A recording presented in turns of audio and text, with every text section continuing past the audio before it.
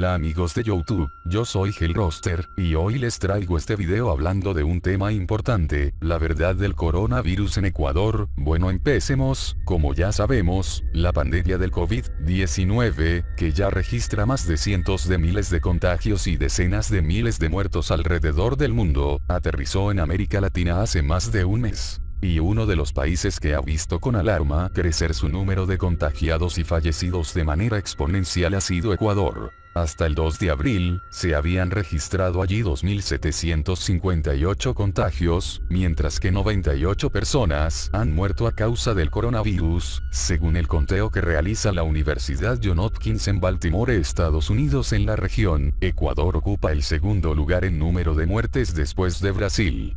Aun cuando su población es 12 veces menor que la del gigante sudamericano y su territorio, 30 veces más chico. No queremos negar lo que está pasando en Ecuador, es una situación grave. Pero hay que ser claro que fuimos de los primeros en el continente en tomar las medidas más estrictas para contener las infecciones del coronavirus en la región, aseguró Ceballos, en diálogo con BBC Mundo. Pero, ¿cuáles son las razones de fondo para que el caso ecuatoriano sea más llamativo que el de los otros países de la región ante el avance del coronavirus? La conexión con España se contaría entre los factores, señalan los expertos. Según el epidemiólogo e investigador Esteban Ortiz, en Ecuador se registra un dato sociocultural que podría influir en sus números de contagios y muertes. La conexión con España, uno de los mayores focos de infección del virus en Europa. Los ecuatorianos somos la principal comunidad migrante en España. Y muchos de los familiares de esas personas, emigradas, ingresan constantemente al país, especialmente a principio de año, anotó Ortiz. De acuerdo con la Embajada de Ecuador en Madrid, actualmente hay 422.000 ecuatorianos que residen en suelo español, lo que los convierte en la mayor comunidad latinoamericana en ese país europeo.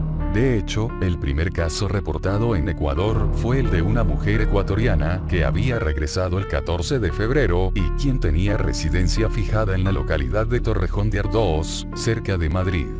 Esta paciente cero, de 71 años, murió como consecuencia del virus. Es cierto que es un factor que ha incidido en el número de contagios, aunque no el único, especialmente en Guayaquil y Quito, donde están los aeropuertos internacionales y donde se han presentado la mayoría de los casos, explicó Ceballos. A esto se suman otros datos que vinculan la curva de contagio ecuatoriana con España. Por caso, de acuerdo al Ministerio de Salud, la región más afectada por el COVID-19 es la provincia de Guayas, cuya capital es Guayaquil, la ciudad más poblada del país, donde se anota casi el 77% de los casos. Guayas es, a la vez, la región que más aporta al censo de migrantes ecuatorianos en España, un 22% de acuerdo a un reporte publicado por la Embajada del Ecuador en 2017. Además, como le indicó a BBC Mundo Dome Ceballos, médica especializada en temas de salud pública de la Universidad Central del Ecuador, los casos se han concentrado en las dos principales poblaciones del país, Guayaquil y Quito. Ecuador tiene 285.000 kilómetros cuadrados de territorio y es el tercer país más pequeño de Sudamérica después de Uruguay y Surinam. Por ser un país pequeño, los casos se han concentrado en los dos centros urbanos y no como en otros países, donde los casos se diluyen en varias ciudades principales como por ejemplo Brasil, explicó. En Brasil, que hasta este sábado presentaba cerca de 3.477 casos y 93 muertos, la ciudad más afectada era Sao Paulo, con el 35% de los contagios del país. Aunque casi el 90% de las muertes han ocurrido allí. Por su parte, el gobierno ecuatoriano señala que el territorio ha evitado una mayor propagación debido al terreno quebrado y de hecho, una de sus primeras medidas fue la de evitar la prohibición de circulación vehicular de particulares. Sin embargo, un tema en el que coinciden los expertos y el gobierno es que el comportamiento de los individuos frente a las restricciones no ha sido el adecuado para romper la cadena de contagios. El lunes, además del reporte de contagios y personas fallecidas, el gobierno entregó el número de personas arrestadas por violar la cuarentena. Fueron 841.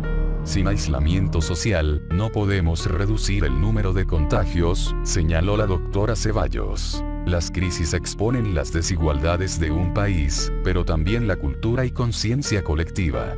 Y Ecuador tiene mucho en contra en ese sentido, lo que empieza a reflejarse en los datos en aumento de contagios, añadió.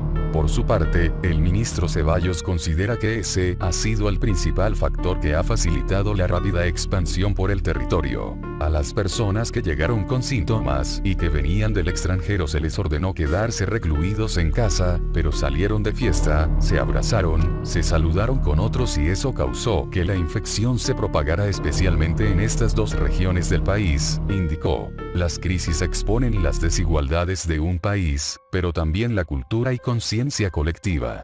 Y Ecuador tiene mucho en contra en ese sentido, lo que empieza a reflejarse en los datos en aumento de contagios, añadió. Por su parte, el ministro Ceballos considera que ese ha sido el principal factor que ha facilitado la rápida expansión por el territorio. A las personas que llegaron con síntomas y que venían del extranjero se les ordenó quedarse recluidos en casa, pero salieron de fiesta, se abrazaron, se saludaron con otros y eso causó que la infección se propagara especialmente en estas dos regiones del país, indicó.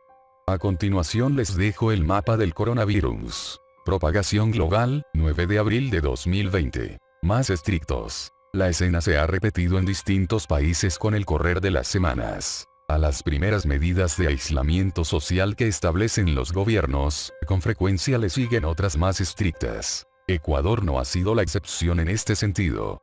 Este martes, el gobierno del presidente Lenín Moreno endureció las restricciones, que se habían comenzado a implementar desde el 11 de marzo pasado, al imponer un toque de queda extendido, desde las 14 horas hasta las 5 de la madrugada. Se restringe la circulación, excepto para las actividades esenciales. Quien incumpla será sancionado.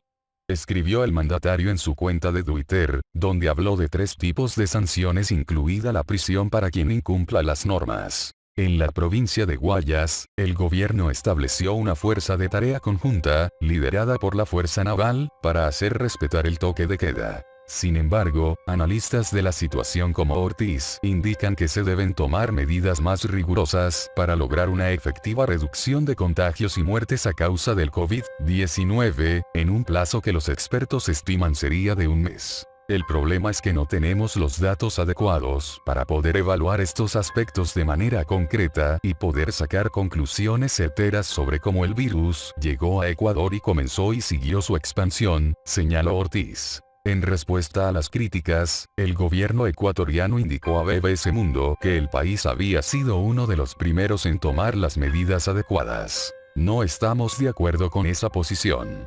El gobierno ha tomado medidas de control muy estrictas como toques de queda en todo el país, cierre de aeropuertos, cierre de fronteras y cancelación de eventos públicos desde principios de marzo, señaló Ceballos. Además, ahora estamos en la etapa de conocer en qué estado se encuentra nuestra red sanitaria para atender esta emergencia y poder atender lo que sabemos va a exigir nuestro sistema de salud, concluyó.